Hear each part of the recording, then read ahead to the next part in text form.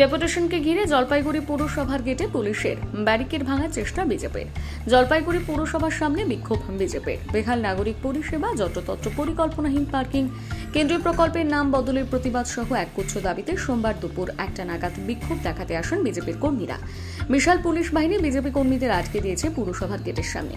বিজেপির বিক্ষোভ যুব মোর্চা জেলা সভাপতি পৌলেন ঘোষ সহ অনেকে উপস্থিত। এই মুহূর্তে বিক্ষোভ অব্যাহত রয়েছে।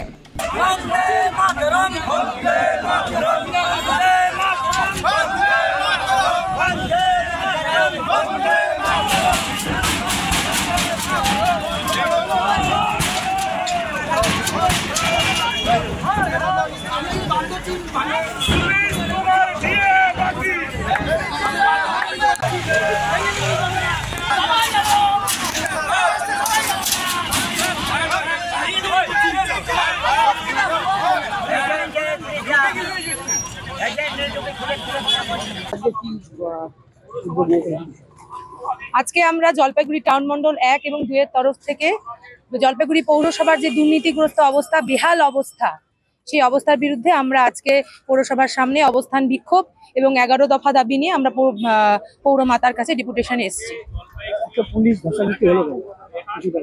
দেখুন, আমরা তো খুব শান্তিপূর্ণভাবেই মিছিল করেছিলাম। তৃণমূলের স্বভাব, ওনারা মানুষকে উত্ত্যক্ত করে এবং ধস্তাধস্তির ব্যবস্থা ওনারাই করে দেন।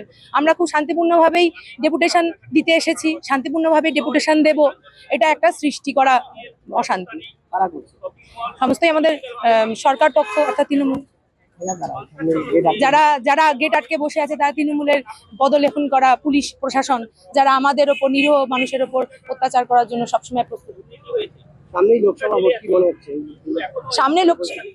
সামনে লোকসভা ভোট আমরা খুব শান্তিপূর্ণভাবে এবং খুব সুন্দরভাবে হবে এই আশা রাখি।